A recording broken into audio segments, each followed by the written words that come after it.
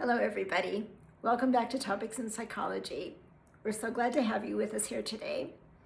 I'm Dr. Sharon Eves, psychotherapist, author, and educator. And today I want to talk about abusive relationships. How do we get in them? What makes us vulnerable to get in an abusive relationship? How do we know inside of ourselves what the price is going to be to stay in such a relationship? And then once we decide and start thinking about leaving, how do we go about doing that?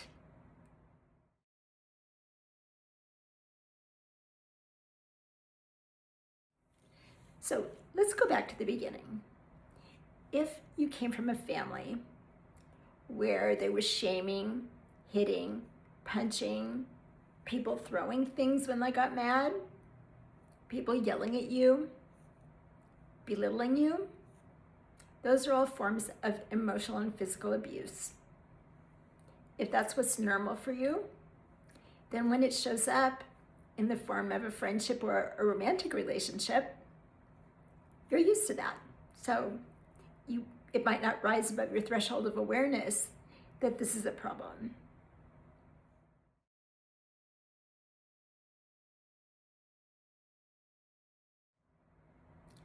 By the time you get to the schoolyard, elementary school, middle school, high school, the schoolyard can be a pretty brutal place. Keep in mind that lots of kids on the playground are coming from abusive families themselves, and that's how they know how to interact with each other. They may call names. They may do practical stunts that are humiliating. They may ignore you. They may be unkind in a variety of ways. How do you take care of yourself around that? When you go home, do you have somebody to talk to? Is there somebody there who will advocate for you? Or are you coming home to an environment that was kind of similar?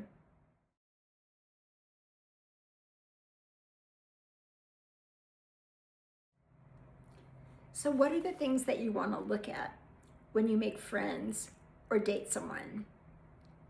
You want to be connected to how you feel. And for most of us, or many of us, we didn't grow up in a household where people talked to us about how we felt so we could learn a language of feelings and that our feelings were important.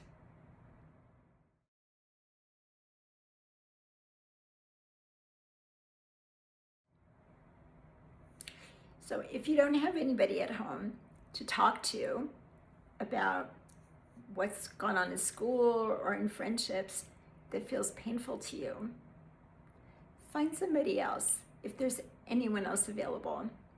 It might be a compassionate teacher or a friend of the family, or you might have a friend at school who has a good heart and they'll listen to you and they'll care about your feelings, probably because they came from a family where they were listened to and people cared about their feelings.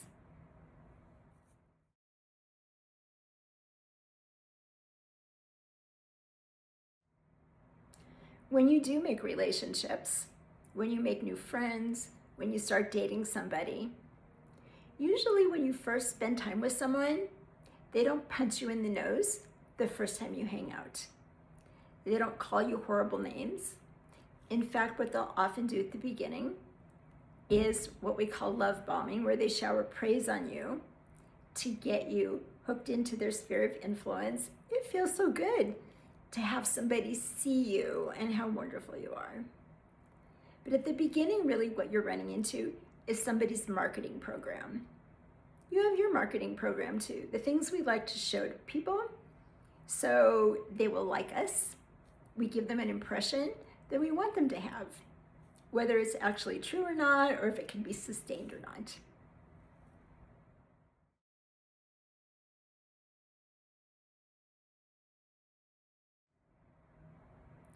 So as time goes on, in an abusive relationship, the abuse often starts at a low level and increases over time. They can start out with mean words, saying unkind things, calling you names, and they can become more emotionally cruel and more physically upsetting.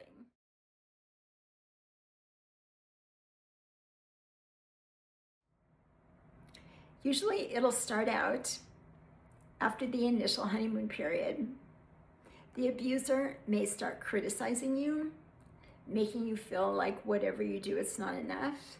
They may call you names, and it may progress into more physical abuse.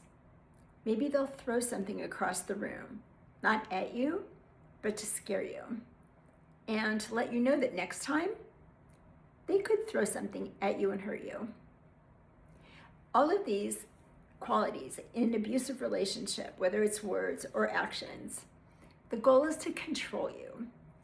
So you will stay in the person's sphere of influence. Your self-esteem will get lower and lower and lower over time. And then you think, how could I leave this relationship? Nobody else would want me. I'm so worthless. I have all these terrible qualities.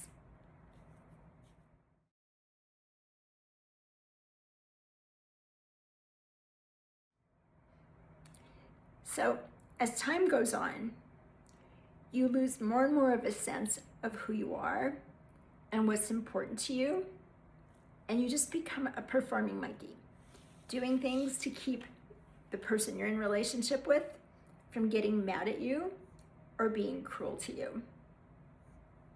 It's good to talk to someone who genuinely loves you. It might be a sibling or a parent or a friend or a teacher, somebody who's genuinely kind, compassionate, and knows you. And ask them what they see.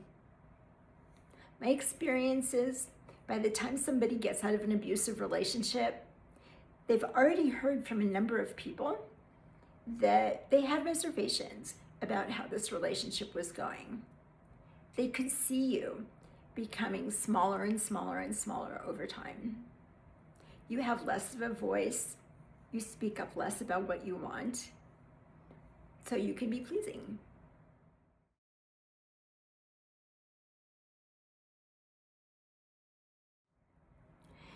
And sometimes there's an idea that if you're pleasing enough, if you just figure out the right things to do, then you can get the abusive person to stop being abusive with you. And it usually doesn't work that way. This is usually how it goes. When the person does something abusive, you respond to it. You may become very sweet to get them in a good mood about you. You may try to do things so that they will avoid becoming upset or anxious.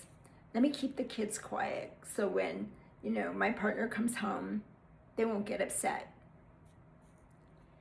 Despite all the things you try to do to control the abuse, it's disheartening because you find that they just don't work. When you do all these things for an abusive person, what you're doing in behavioral terms is you're giving them M&Ms. You're rewarding them for being cruel to you, for being out of control with their emotions.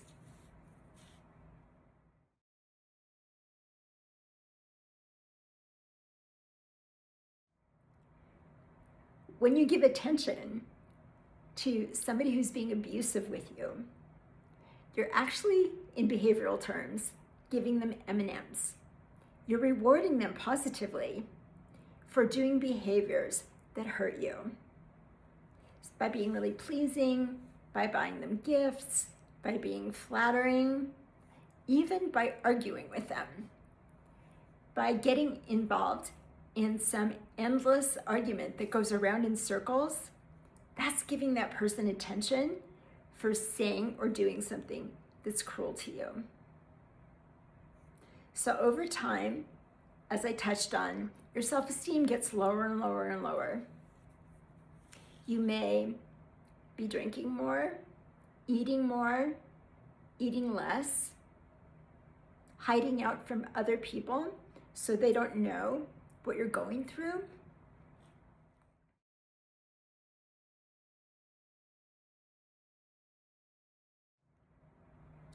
So over time, there is a little bit less of you, and a little bit less of you, and a little bit less of you. So by the time someone actually leaves an abusive relationship, they've been brutalized emotionally or physically for quite a while, oftentimes years. And so something happens and it precipitates a break in the relationship. Your self-esteem is really low, and now you're not in a relationship. That's a great time to get support from people who love you, who know your value, and listen to them. If you keep talking about how amazing your ex-partner was and you make excuses for them, they really didn't mean to, or they were just stressed about work and that's why they beat you up when they got home. Making excuses is one of the signs that you're kind of propping something up that's harmful to you. Why do we do it?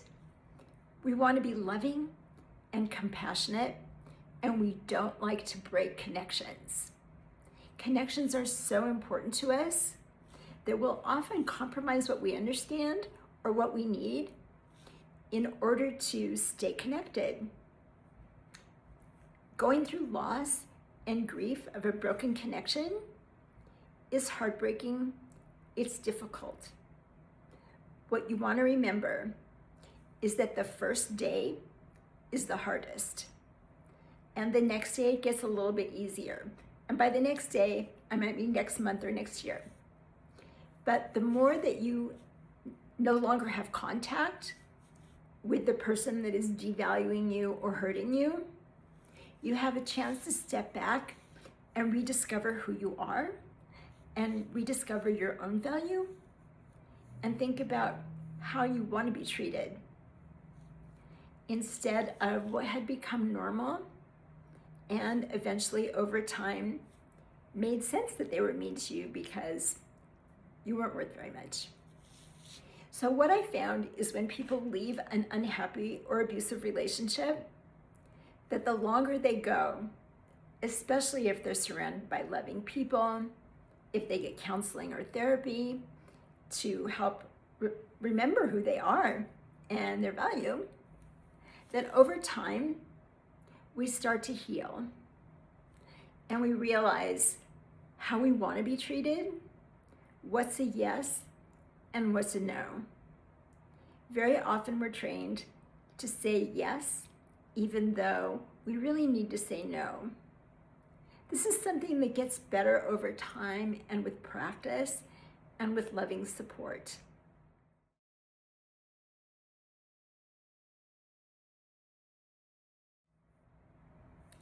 So as time goes on and you start doing things to care for yourself, it'll feel really weird.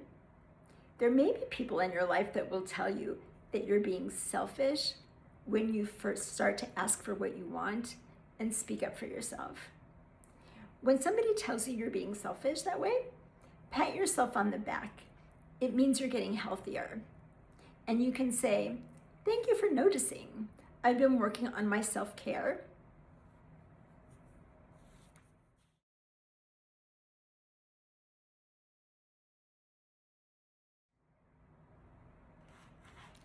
So as time goes on, more of yourself starts to come back, especially as you do acts of self-care and you're around people who love and value you. It's hard when a relationship breaks up, when people have been living together, they share a household, they may share children, and financially, it can be a rough road. Get support. Let people who want to help you help you. If you need help with childcare, if you need support to go out and find a new job where you're making more money, let people love you and support you, and start to imagine that you can have that life where you're safe and not being devalued.